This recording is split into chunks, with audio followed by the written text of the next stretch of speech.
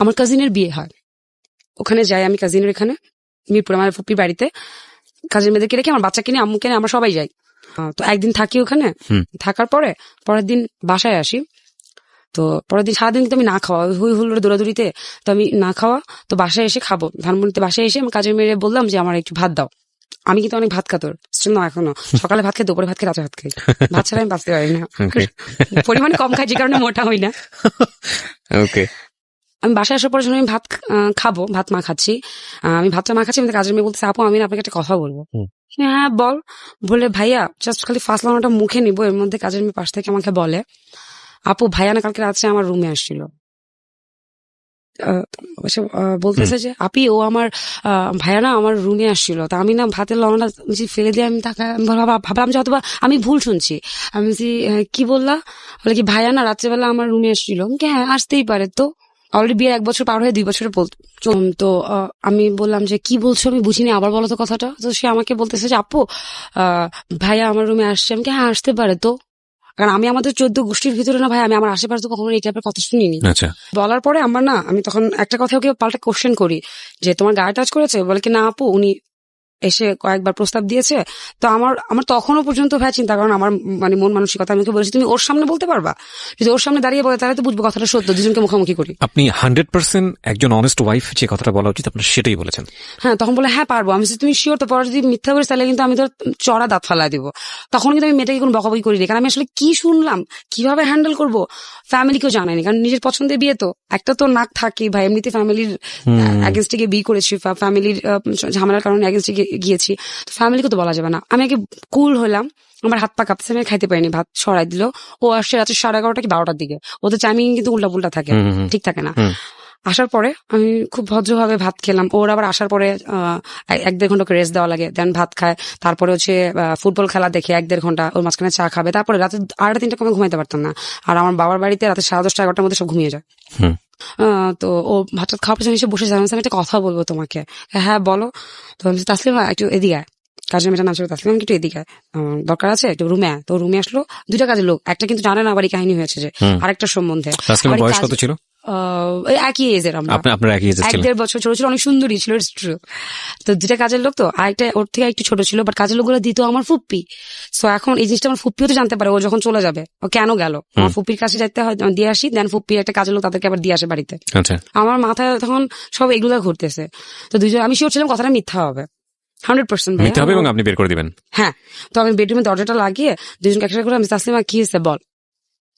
ও মাটিতে বসে, তো ও বিছানায় বসে, ও তাকিয়ে আছে। হ্যাঁ কি হয়েছে, কি ওকে ডাকছো কেন বেডরুমে? আমি কি হয়েছে কালকে রাত্রেবেলা আমার সামনে একটু বলতো, আমি বুঝিনি। ভাইয়া আমার রুমে গেছে। আমি কি ভাইয়া তোমার রুমে গেছে মানে? ভাইয়া আমার সাথে থাকতে চাইছে। আমি কি থাকতে চাইছে মানে কি? ও তো আর ইংলিশে সেক্স বলতে পারতেছে না, এটা ওয়ার্ডও জানেও না। ভাইয়া আমার লোকে শুইতে চাইছে, জামাই বউ যা করে তা করতে চাইছে। আমি ওর দিকে তাকাইছি, ও খালি কাজের মেয়েটাকে বলছে তুই রুম থেকে বেরো। অলরেডি তুইতে চলে আসে, যেখানে আমি ওর মুখে কোনোদিন তুই শুনি নাই ভাইয়া। কাজের মেয়েকে বলছে তুই রুম থেকে বেরো। আমি ওরা বলতেছি রুম থেকে বের হবে কেন? ওইটা তো একটা অ্যাপার্টমেন্ট, ফ্ল্যাট বাড়ি, ওইটা তো একটা সমাজ ভাইয়া। তো আমি ও রুম থেকে বের হবে কেন আগে বলো আমাকে, কি ও যা বলছে সত্য কিনা? তুই রুম থেকে বের হ। তুই বের হয় রুম থেকে, এমন করতেছে। ও বের হয়ে গেল, দরজা লাগাইলাম আমি। কি হয়েছে আমাকে বলো, কি সমস্যা? ও ধাপাধাপ দাঁড়ালো ভাই, দাঁড়ায় প্যান্ট চেঞ্জ করতেছে, ধাপাধাপ শার্ট চেঞ্জ করতেছে, মানি ব্যাগ। আমি কোথায় যাচ্ছ, উত্তরটা দিয়ে যাও, কি হয়েছে, এটা কি সত্য না মিথ্যা?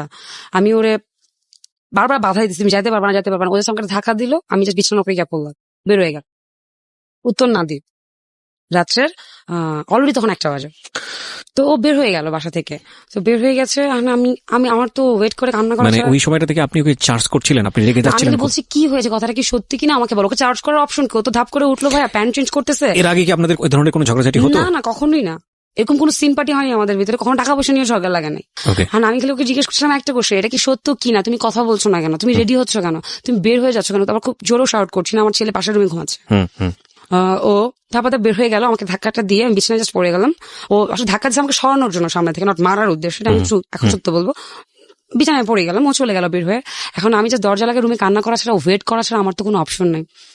সে ভোর 6টার সময় আমাকে ফোন দিল। খুব স্বাভাবিক, রাত্রেবেলা তো অফিসগুলো খোলাই থাকে, চ্যানেলের এডিট কারণ বুঝতে পেরেছি। হ্যাঁ ওখানে গিয়ে অফিসে কাজ করে। এখন আমি ওকে ফোন দিয়ে ফোন ধরে না, সকাল 6টার সময় সে আমাকে ফোন দিল, ফোন দিয়ে বলতেছে আমি সরি ভুল হয়ে গেছে। আমি কি ভুল হয়ে গেছে? আমি বাসায় আসি, তারপরে তোমার সাথে কথা বলি, তুমি রাগ করো না, চিৎকার করো না। আমি আচ্ছা ঠিক আছে তুমি বাসায় আসো। তো বাসায় আসলো, ও আমাকে আমি বিছানায় বসা, ও আমাকে আমার সামনে বসে মাথা নিচু করে বলতেছে যে আমার ভুল হয়ে গেছে, আসলে তুমিও বাসায় ছিল না, আমার না ভুল হয়ে গেছে, আমার আর কখনো এরকম হবে না, অ্যাক্সিডেন্টলি আমার ভুল হয়ে গেছে, আমি তো আসলে কিছু করিনি, ওকে প্রস্তাবই দিয়েছি। ভাই আমি মেনে নিলাম যে আসলে ভুল হয়ে গেছে, সরি, ওকে ওকে অ্যাক্সিডেন্টলি পুরুষ মানুষ, আমি ধরেই নিয়েছি পুরুষ মানুষ, ফাইন। আমি কিন্তু মাথায় এত মানে লজিক্যালি এটা চিন্তা করে বলি নাই যে আমি আজকে যদি কাজটা করতাম তুমি কি করতা, এগুলো কিছুই না। ও বললো ভুল হয়ে গেছে, এখন হচ্ছে ফাইন, ভুল হতেই পারে, বাট একটা জিনিস শিওর হলাম যে বাসায় রাতে বাইরে থাকা যাবে না। ফর আমার ভিতরে ভয়টা ঢুকে গেল। ওই যে আমি একদিন ফুপির বাসায় ছিলাম, ওকে, তো এরকম 10-15 দিন গেল, এখন আম্মুর কাছে আবার কাজের মেয়ের ক্ষেত্রে কি করলেন? ওকে বের করে দিলেন বাড়ি না, থেকে? ও তো ট্রু বলেছে, ও মিথ্যা বলে আমাকে বের করতাম, ও তো থাকতে দেয়নি। ভাই আমাকে বলেছে ও না করে দিয়ে দরজা লাগাই দিছে, সো ও সৎ, ও বেটার, ও ভালো, আমি ওকে কেন বের করবো? আমার হাজবেন্ড প্রস্তাব দিচ্ছে, তাহলে আমার হাজবেন্ডকে বের করে দেওয়া উচিত। ওকে না, ওটা মানুষ না? আমার কাছে যেটা লিগেল সেটা লিগেল। তো আম্মুর বাসায় আমি আসি আবার থাকছি। পরের দিন সকালে গেছি, যে পরে ও অফিসে যাওয়ার পরে আবার একই বিষয়, আপু আপনি প্লিজ আমাকে যাওয়ার সময় নিয়ে যান, নাহলে ভাইয়া আমার রুমে ঢোকার জন্য জোরাজুরি করে, ভাইয়ারা ধাক্কা আমাকে রুম থেকে বের করতে হয়েছে। তো সেকেন্ড জিনিস আবার হইলো, আমি কিন্তু তখন আমার ফ্যামিলিকে কিছু জানাই নাই। এটা কি ওই মানে যে মেয়েটা কমপ্লেন করছিল সুন্দর যে মেয়েটা, সেটার জন্যই হচ্ছিল? বাকি মেয়েটার ক্ষেত্রে বাকিটা তো হচ্ছে মাত্র বড় হয়েছে, বাট এতটা Okay. সুন্দর না, একটু বড়। তো সেকেন্ড বারও একই বিষয়। তখন ভাই আমার মাথাটা অবভিয়াসলি ক্র্যাক হওয়ার কথা, তার মানে দ্যাট মিনস তুমি এটা ভুল করো নাই, ফার্স্টের বার যেটা তোমার ছিল। ইন্টেনশন ছিল এটা? হ্যাঁ। দেন আমি যখন তাকে ধরলাম, ধরার পরে অ্যাজ ইউজুয়াল আমি তোমাকে অ্যান্সার দিতে বাধ্য না। প্রথমবার আচরণ সেকেন্ড বারের আচরণ কিন্তু এক না। সে আমাকে সেট দিচ্ছে, আমি তোমাকে অ্যান্সার দিতে বাধ্য না। দেন আমি তাকে বলছি তুমি কেন বাধ্য না, তুমি কাজটা করেছো কিনা আমাকে বলো। এরপর ওর সে হয় যে করলে করছি, তুই কি করতে পারবি করগা। এই লাইফে ফার্স্ট আমাকে তুইতে চলে আসলো, করলে করছি তুই কি করতে পারবি করগা, দরকার হলে আমি আরো করবো, ওরা তো কিছু করতে পারি না, তখন এবার কইরে দেখাবো। ও কিন্তু প্রস্তাব দিচ্ছে ভদ্রভাবে, তখন আমি এটাকে ওই পর্যায়ে যায়নি। তো আমি ভাই আমি কোনোদিন আমার লাইফে তুই তো কারি শুনিনি হাজবেন্ড ওয়াইফদের মধ্যে। আমি যে ফ্যামিলি থেকে আসছি, আমার চোখ দিয়ে পানি পড়তেছে, আমি কাঁদতেছি। তো তারপর থেকে তার বিহেভিয়ার আমার সাথে একটু ডিফারেন্ট হওয়া শুরু করলো। তো এরপরের বার থেকে যখনই বাবার বাড়িতে যেতাম, সহজে যেতাম না, গেলেও দিনে দিনে ব্যাক করতাম। তো যখনই বাবার বাড়িতে যাওয়া শুরু করলাম, বড়টাকে সাথে করে নিয়ে গেলাম, কারণ আমি ভাবছি ছোট তো, ওটা তো ছোট, ওটা তো কিছু বলবে না, তাহলে হয়তো এটা সুন্দরী বলে শুধু এটা ক্ষেত্রে এরকম হচ্ছে। কারণ আমি তো কাউকে শেয়ার করিনি যে কারোর কাছ থেকে আসলে বুদ্ধি নিব, কাকে শেয়ার করবো, এটা মান ইজ্জত মান সম্মান, যার সঙ্গে শেয়ার করবেন সেখানে সম্মানের প্রশ্ন। আরেকটা জিনিস আমার হচ্ছিল, আয়নায় দাঁড়িয়ে, এটা যে কত বড় একটা অপমান ভাইয়া, যে আমি কাজের মেয়েদেরকে ছোট করে বলছি না, তারাও একটা মানুষ, কিন্তু আমি ঘরের একটা ওয়াইফ, আমি কি কাজের মেয়ে থেকে দেখতে এত খারাপ?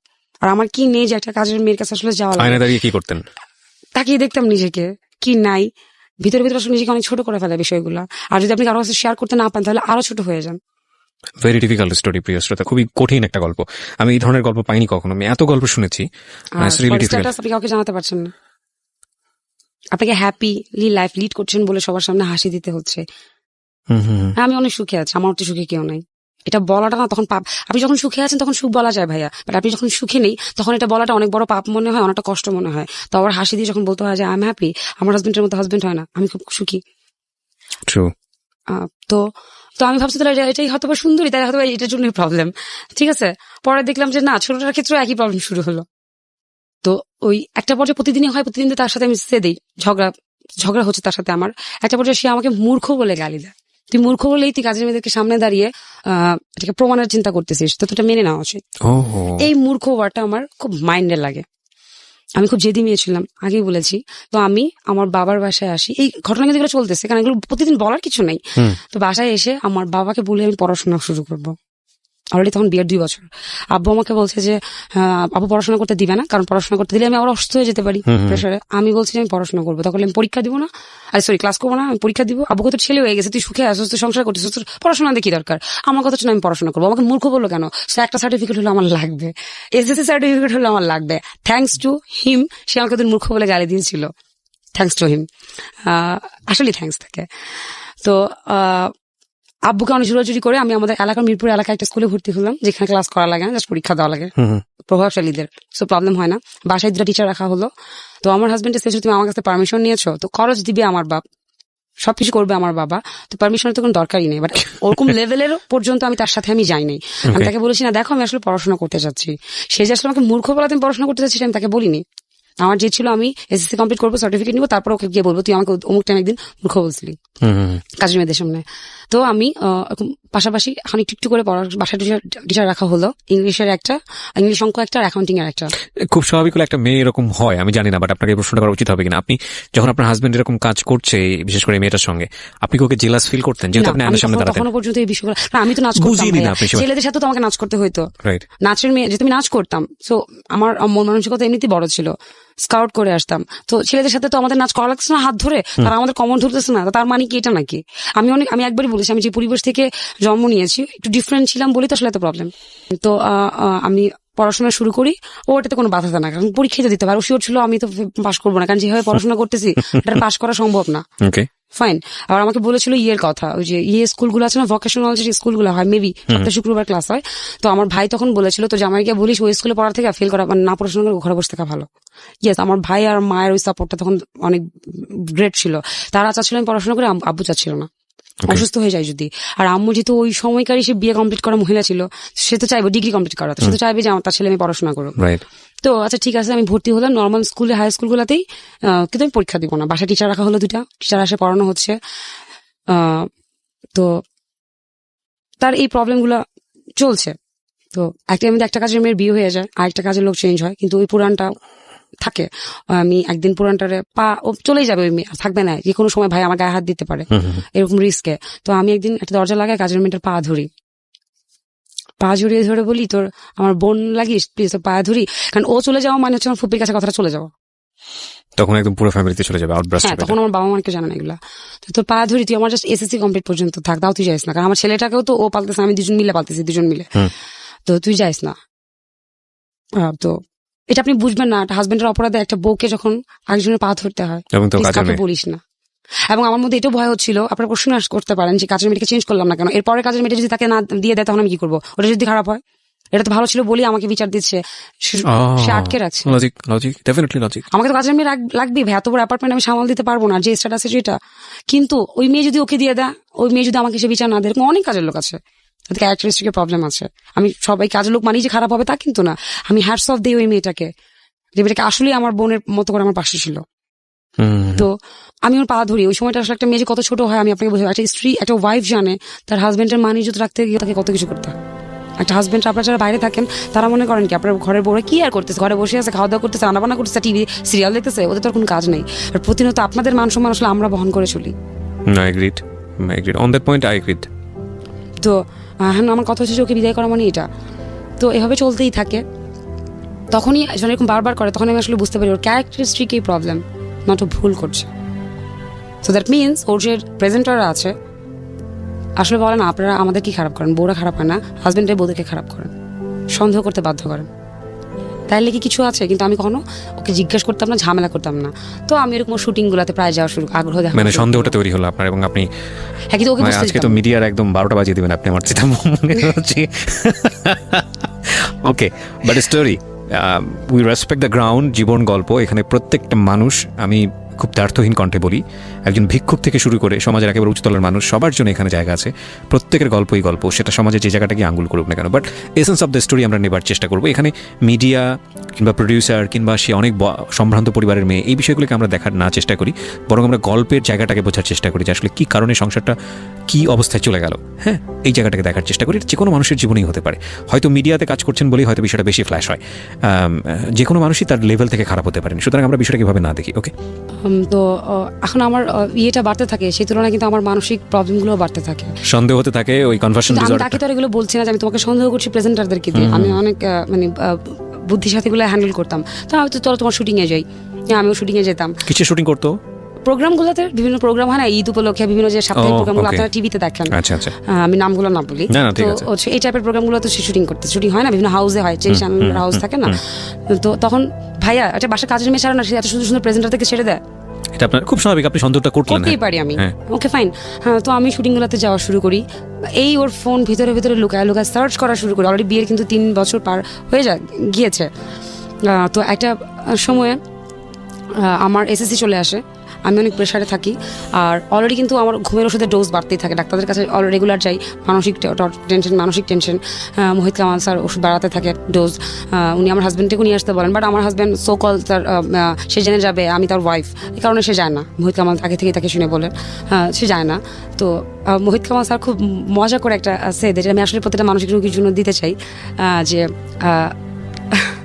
আসলে যে সমস্ত ওয়াইফদের হাজব্যান্ডরা এরকম বাইরে মেয়েদের সাথে বিভিন্ন কাজে লিপ্ত হয় বলে আমরা জানি, বুঝি, তো তাদের জন্য আসলে একটা সে, তো মোহিত কামাল স্যার আমি যেন টেনশন না করি আমাকে একটা সে দেয় যে দেখো তুমি যেরকম টয়লেটে গিয়ে শেষ করে আসো, তেমনি পুরুষ মানুষের কাছে রাস্তায় দেয় বিভিন্ন জায়গায় গিয়ে সেক্স করাটা এরকম একটা বিষয়। তো তোমার মধ্যে যেরকম কোনো ফিলিংস নেই শেষ করার, পুরুষ মানুষের ওই টাইপের পুরুষদের সেক্স করার কোনো ফিলিংস নেই, তুমি ভাইবো না সে ফিলিংসের সই শুধু তোমার সাথেই করে, তুমি তার ভয়।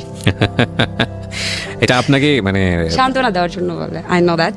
তো ঘুমের ওষুধ বাড়তে থাকে, তো আমার এসএসসির সামনে, তো আমার বাবা আমাকে একটা কথা বলতে থাকে, মা তুই ফেল কর, তাও তুই আমার পরীক্ষার জন্য প্রেশার নিস না, তুই ফেল কর। আর আমার মানে ভাই বলতে থাকে, দেখ মানিজ্জত আমাদের ফ্যামিলি থেকে ফেল করে না, তুই 1.90 পায় কাটায় পাস করিস, কিন্তু আমার তো প্রেশার নিয়ে লেখাপড়া করা নিষেধ ছিল। তো ভাইয়া আল্লাহর রহমতে পরীক্ষা দিই 4.19, ওকে, কোনো ক্লাস করা ছাড়া। এইসব সংসারের মানসিক টেনশন সব কিছু নিয়ে পড়াশোনা, বাচ্চাও তো বড় হচ্ছে, বাচ্চাকে পালছি আমি, এখানে বেবির কথাটা একটু পরেই বলবো, বাচ্চা পালছি আমি। তো যখন রেজাল্টটা আসে, ওই আমাকে ফোন দিয়ে বলে যে এটা কি আসলেই তোমার রোল নাম্বার? ও শকড থাকে, তখন আমি বলি যে হ্যাঁ আমার নাম, এইটু রোল নাম্বার। তুমি তো অনেক ভালো করছো, কারণ ওরা ধরে নিয়েছিল আমি ফেল করবো। তো এভাবে এসএসসি কমপ্লিট করি, আমি ইন্টারে ভর্তি হই একটা কলেজে। আমার ছেলেকেও স্কুলে ভর্তি করা, এটা ইংলিশ মিডিয়ামে ধানমন্ডির, আমি নামটা না উল্লেখ করতে চাচ্ছি। তো এরকম ও আমার ছেলের কখনো কোনো ডাক্তারের কাছে বলেন টিকা দেওয়া বলেন, কোনো কিছুতে কিন্তু ও যায় না, আমি কাজের মেয়েদেরকে নিয়ে বা আমার মাকে নিয়ে যাচ্ছি। ওকে, জাস্ট শুধু ফার্স্ট মানে স্কুলে ভাইবা হওয়ার দিন যাওয়া লাগে প্যারেন্টসদেরকে ইংলিশ মিডিয়ামে, তো বেসিক্যালি আসলে বাচ্চাদের হয় না, এই ভাইবাটা আমাদের বাপ মাদেরই হয়। তো আমি যাই, ও যায়, ওই একদিনই শেষ। তো সে তো সকালে যায়, রাতে তার আসার কোনো ঠিক ঠিকানা নাই। তো হঠাৎ তার যে প্রেজেন্টারটা থাকে একটা মেয়ে, এরকম রাত বিরাত তাকে ফোন দিতে থাকে। আচ্ছা প্রেজেন্টারটা তো একটা দুটোর সময় কী কাজ? এবং আমি হঠাৎ করে খেয়াল করি যে এই একটা নাম্বার, যে আমাকে বলতেছে সে প্রেজেন্টার রাইট, বাট আসলে নাম্বারটা সেভ করা না, কারণ ওর প্রত্যেকটা নাম্বার সেভ করা থাকে প্রেজেন্টারদের, তো নাম্বারটা সেভ করা না। তো দেন আমি নাম্বারটা বের করি, এবং আমি যে নাচ করতাম, মেয়েটা হচ্ছে ওই একটা ভাইয়ার সাথে আগে নাচ করতো অনেক আগে, আমি মেয়েটাকে চিনতাম যে নামটা সে বলছে, এখন বর্তমান প্রেজেন্টার তার, কিন্তু নাচ করতো। তো আমি বুদ্ধি করে ওই ভাইয়াটাকে ফোন দিই যে ভাইয়া তুমি না বলেছিলে আমার হাজব্যান্ডের সাথে যে কাজ করছে, নাচ করতো, তো ওর ফোন নাম্বারটা আমাকে একটু কালেক্ট করে দিতে পারবা? আমি আসলে নাম্বারটা মিলাবো। পরে দেখলাম যে রাইট, ভাইয়া নাম্বারটা দেওয়ার পরে দেখলাম এই মেয়ে ওই মেয়ে, কিন্তু ও প্রেজেন্টার বলতেছে অন্য একটা মেয়ের নাম, এই মেয়ের নাম বলছে না। ও তো 2-3টা প্রোগ্রাম হতো সাপ্তাহিক, তো এই মেয়ে ওই মেয়ে না, নতুন মেয়েটা না।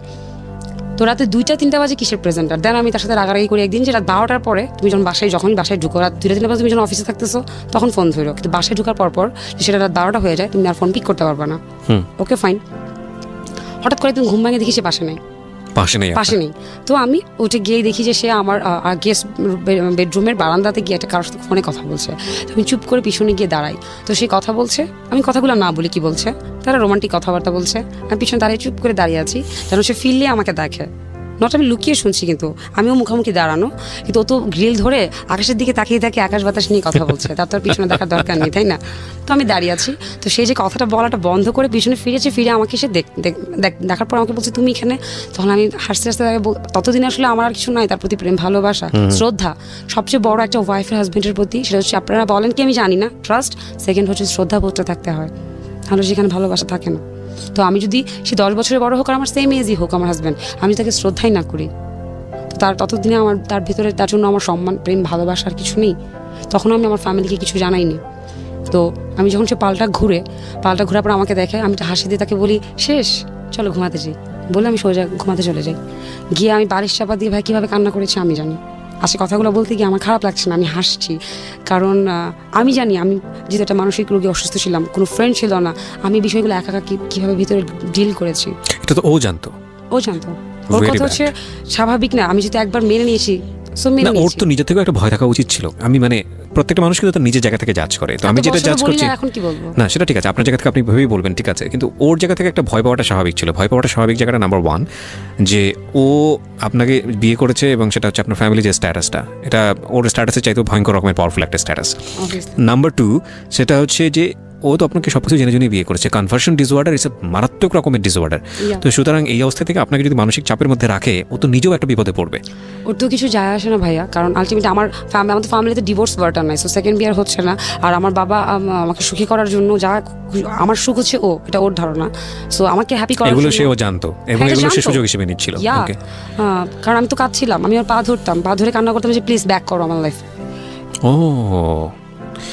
So this is another point, প্রিয় শ্রোতা। এতক্ষণ পরে আমার কথা বলার জায়গা তৈরি হয়েছে। ইনফ্যাক্ট আমি এতক্ষণ ধরে শুনছিলাম, একটা মানুষ যদি ভুল করে এবং সেই ভুল করা অবস্থায় আপনি বুঝতে পারছেন যে এই মানুষটাকে আপনি অনেক লাভ করেন এবং আপনি যদি তার উইকনেসটা শো করেন, আপনার উইকনেসটা, লাভের উইকনেসটা, তাহলে আপনি গেছেন।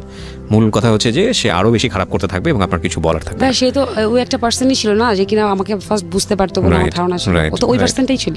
সো আপনি যেটা করছিলেন যে কোনোভাবে হোক না কেন তাকে ফেরানোর বায়ে চেষ্টা হাঁটার চেষ্টা করছিলাম। করছিলেন। ওকে, ফাইন। ও তো একটা মানুষের প্রতি, একটা মেয়ের প্রতি এরকম ছিল না না। না, আমি বললামই তো আমি শুরুতে যে আমি বুঝিয়ে গিয়েছিলাম ততদিনে যে ওর ক্যারেক্টারিস্টিক পাবো। ফাইন, আপনি যে রেসপেক্টেড যে সাইকিয়াট্রিস্টের কথা বলেছেন, ওনার সাথে কি বিষয়গুলো ডিসকাস হ্যাঁ করতে? হ্যাঁ, উনি বলেছিল ওকে সহকারে নিয়ে আসতে, বাট ও তো যাবে না। Okay, it's one kind of mental disorder also, cause আমরা যতদূর জানি যে এটা সাইকিয়াট্রিকের ভাষায় যে Yeah, কোনো একটা মানুষ এটাও যদি একটা মানসিক সমস্যা। হ্যাঁ, বলেছিল যে কাউন্সিলিং এর দরকার আছে, ওর দরকার আছে Right, বলেছিল, right. বাট সে তো যাবে না। হ্যাঁ, ও একজন এত বড় স্বনামধন্য প্রফেসর, ভাই ও কি যেতে পারে বলেন? ওকে ফাইন, আমাদের দেশে এই একটা বড় সমস্যা, মানসিক সমস্যা আছে মানে নিজের, এটা মনেই করি না আমরা। হ্যাঁ, এবং এটার যে একটা ট্রিটমেন্ট হতে পারে, এটা এটাও আমরা একটা মনে রোগ, Of course. জ্বরের মতো, অসুখের মতো, Right. একটা ফোড়ার মতো, এটা আমরা বুঝি না। বুঝি না। আমরা ভাবি যেটা অনেক বড় পাপ। সে ওর মানসিক রোগ, মানে পাগল, ও তো সব গেছে, Right. ও সব চলে গেল, এই টাইপের কিছু। তো এরকম ও কথা বলছে, আমি দেন চলে আসছি এই কথাটা বলে। তো তখন আমি আমার ফ্যামিলিকে জানাই। পরের দিন সকালে আমি রাগ করে বাবার বাড়িতে চলে আসা, এই আমি আমার ফ্যামিলিকে জানাই। বাবা মানে বাচ্চার বয়স কত তখন? বাচ্চার বয়স তখন অলরেডি 3.5 বছরের উপরে। 3.5 বছর। আমি ইংলিশ মিডিয়ামে ভর্তি করেছি প্লেতে, ওকে, ধানমন্ডিরই একটা ভালো বড় পরিচিত একটা ইংলিশ মিডিয়ামে। তো বাচ্চাকে নিয়ে আমি রাগ করে বাবার বাড়িতে চলে আসে। দেন প্রথম বলি যে গত 3 বছরে 3.5 বছরে আমার লাইফে কি কি হয়েছে। কাকে বলেন? বাবা মাকে।